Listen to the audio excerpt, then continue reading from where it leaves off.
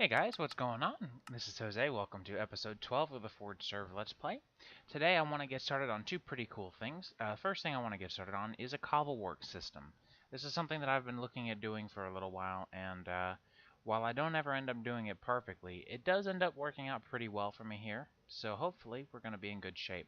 So I'm going to go ahead and have 4 machine chassis auto-crafted for me because I want to make 2 alloy smelters and 2 sag mills. I actually made 1 alloy smelter more than I needed to, I think. I think it was the alloy smelter I made too many of. But I could have used it if I wanted to automate glass. I kind of just decided that after a certain point I had enough of the bare resources automated, so I decided not to worry about it at that point. So there's our 2 sag mills and our 2 alloy smelters. I'm going to auto-craft some octadic capacitors, and I'm going to steal the magic capacitors from upstairs machines and replace them with octadics.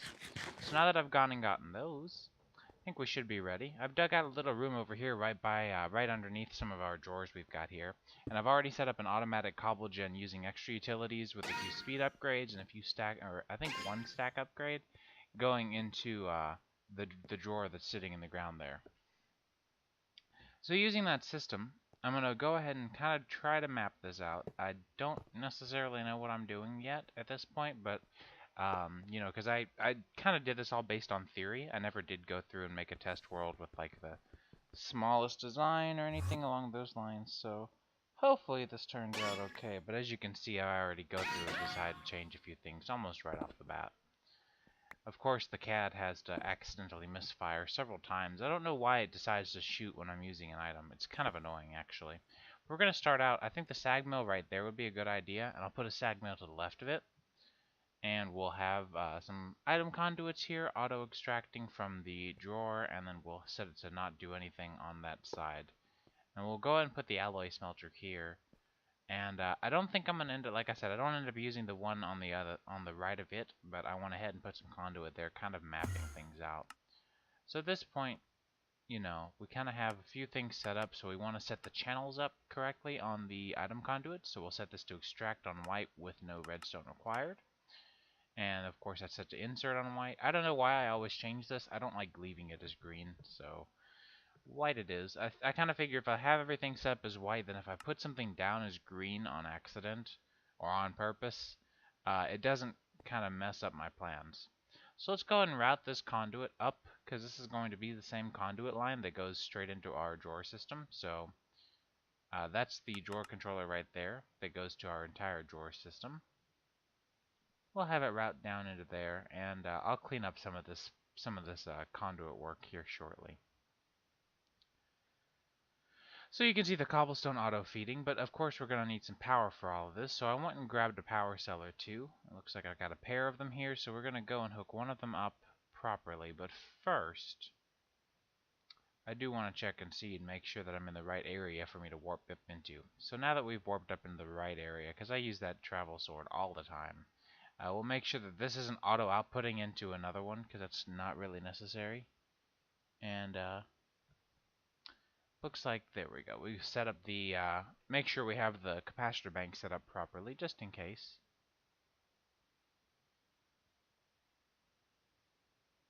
And go ahead and get some of this set up. So I'm going to put the power cell down, and you'll see that that's going to immediately power the machine that it's sitting on top of, or that's sitting on top of it, rather. And I'll grab some conduits from the network here using the wireless grid. And we'll route some energy on over, just kind of around back to keep from having to use more facades than necessary. So at this point I'm just going to speed it up because it's mostly conduit setup, using the filters, using the in-out modes. I thought for a minute that I was going to need to set up a trash can for flint, but after setting the sag mill, which produces flint on self-feed mode, it ended up not actually being a real problem. So it's kind of strange, but that's just kind of what ended up working out there. So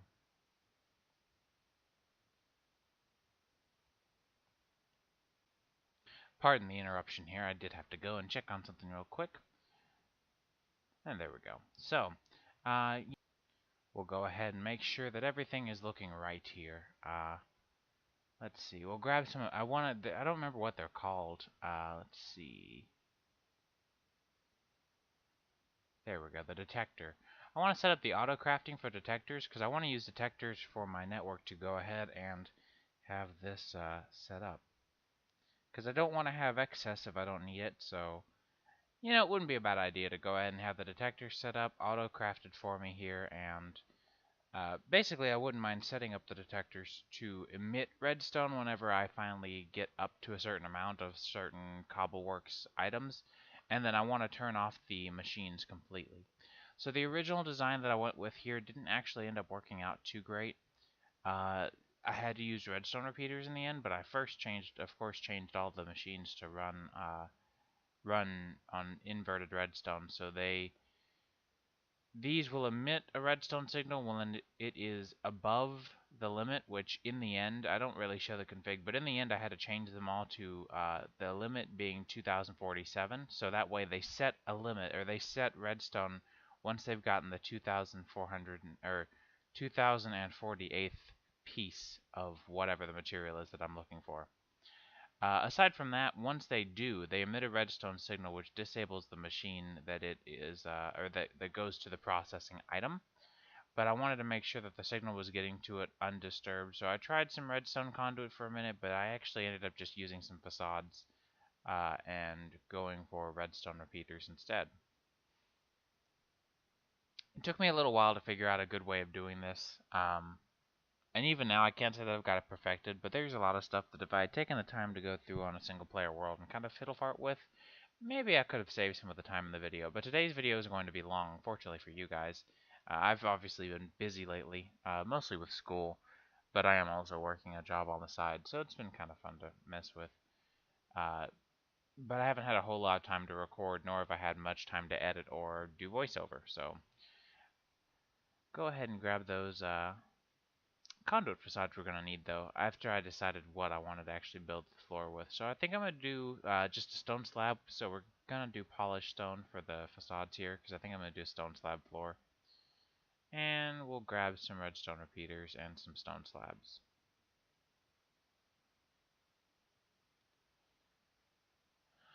There we go. The repeaters have been crafted. Let's run back downstairs, take a look, and see what we can figure out.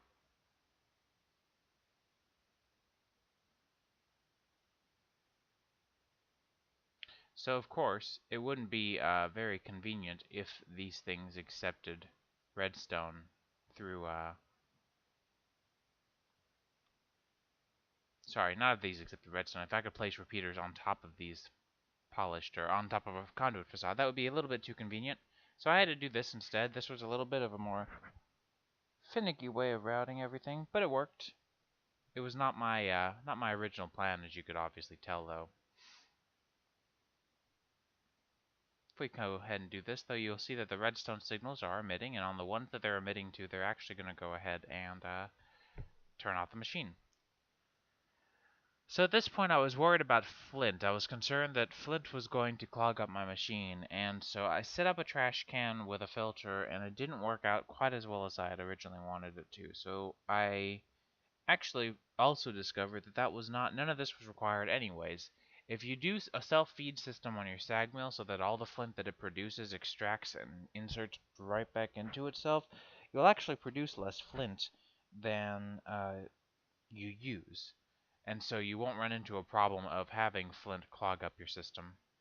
And so I didn't personally run into any issue here after I removed the trash can that I'm about to set up. But, you know, hindsight is 20/20. So I'll go ahead and set this up anyways, of course. Just want to show you kind of what I originally planned, but it's not really very effective. So this is where I'm setting up that 1 minus the actual number that I want and making sure these emit redstone when they're above that limit.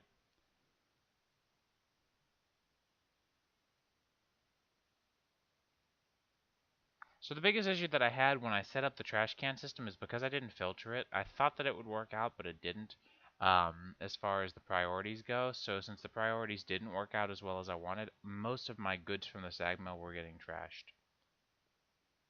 I haven't got a real explanation why. I don't think in theory that should have been the case, but it may have had something to do with the storage drawer controller. I'm not particularly sure. But at this point, I think we're pretty much done until I go through and decide against the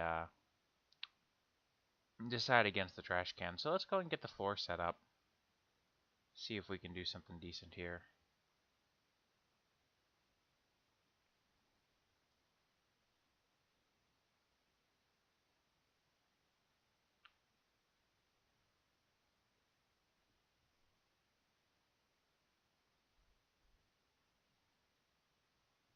So I don't know really, as far as the factory blocks go, I have a hard time choosing because I like a lot of them, but I also don't have really good practical use for them.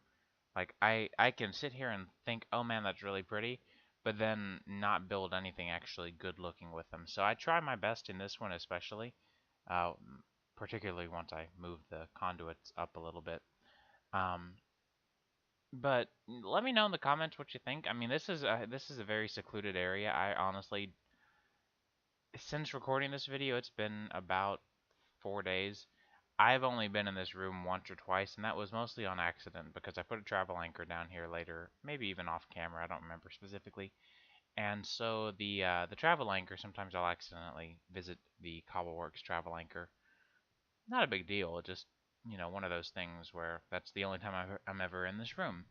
So I have kind of a hard time validating the appearances too much.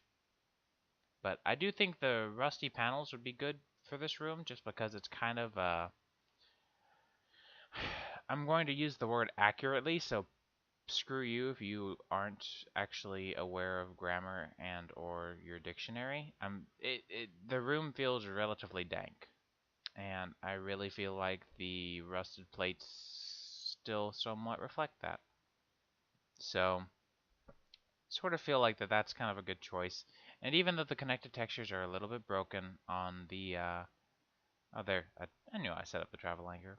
Even though the connected textures are kind of broken on the conduit facade, I personally don't really care too much.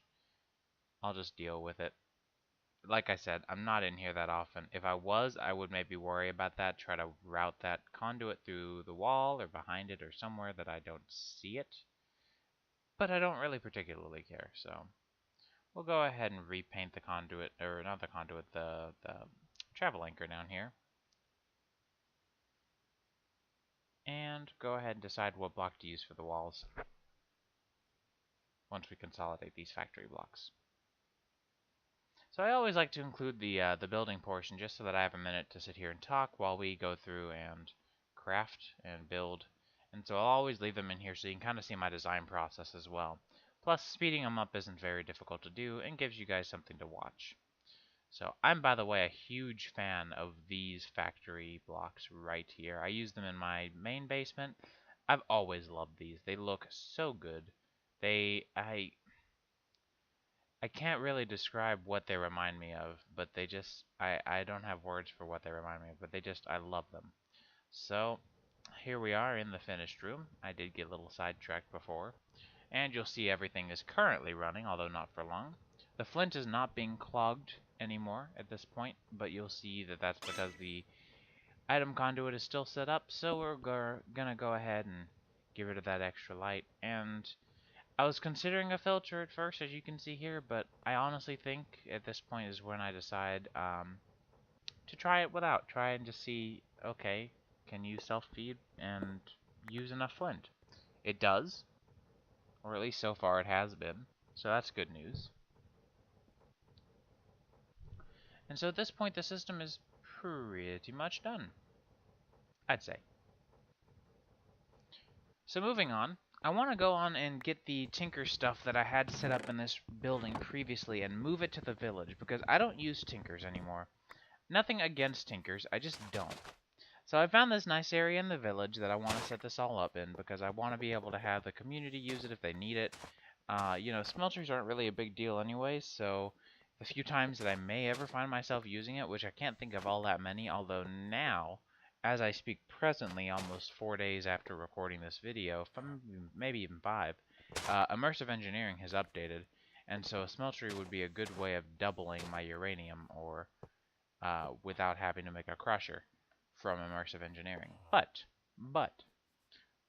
with that being said, we have immersive engineering, and we'll have crushers, so I kind of think it would be dumb to continue to try to use a tinker smeltery for something that really isn't what it's intended for, when the crusher is specifically what that's needed for, and I've been running out of ideas of what to make here lately anyways. So I might go ahead and just make a nice big industrial warehouse area. If you have any designs for a building for an industrial warehouse, I don't want to build it underground. I've done enough stuff underground. I want to go ahead and get the immersive workshop, or I'm not really sure what to call it. The engineer's workshop, I guess. I want to get the engineer's workshop above ground. I want it to be something you look at and you think, wow, that's a workshop, or that's a warehouse. Something to that effect. So, if you have any suggestions or any build ideas, please, please, please leave them in the comments. Even if you just have suggestions for vague things like shapes or blocks to use, anything at all really helps me. I'm not actually good at building. I have to try really hard to come up with good designs and such. So a lot of the stuff that you see me build, including right now, is stuff that I've actually kind of, I don't know, it's a style that I've worked into, and I'm kind of coming to appreciate and coming to get used to. But I'm still not very good at building as a whole. So if you have any suggestions, as mentioned, just shoot them my way. So I'm going to keep the speed building in for this as well. I'm kind of working on an outline here for how I want the building to be shaped around the Tinker's smeltery. Because the smeltery is actually a useful construct for early game players. Not that we have any early game players on my server. There's only like maybe 3 people who often play, including myself. So, with that being said, you know, it's not really like I'm building this for 14 people. It's literally just me, for the most part. Sometimes it's my roommate Josh, and on even more rare occasions, it's my friend from college, Malkovius, who hasn't been on in a while. But I've got the walls and the ceiling pretty much done here, so let's get the floor in. I'm going with chiseled dark oak. I don't really use the chiseled woods that often, so it's nice to just go with something a little bit different. I'm just going to be cheap here and light it up with conjured light, because conjured light is cheap and kind of a no-effort solution for lighting. And so I'm going to call that good. I think that looks alright with me. So here's just a brief overview of the entire build. I used bricks for the ceiling, fences for the sort of glass pane walls, if you will, because I didn't want to use actual glass. It doesn't feel quite fitting for something that's meant to be kind of like a outdoorsy shop area. So I used those fences to make it feel more like it's like a barricade or something. I'm not really sure how to describe it. Let's go ahead and get the wooden plank path over to it. The village has a wooden plank path just for the sake of it. And so the only real thing missing from it at this point is it needs some rails down for the entrance to keep any outside mobs from coming in. I don't have that problem all that often with the aversion obelisk, but just in case something like a witch is around, you know, it keeps them from wandering past the rails. Rails are something that mobs don't walk over now unless they're absolutely forced to by their AI.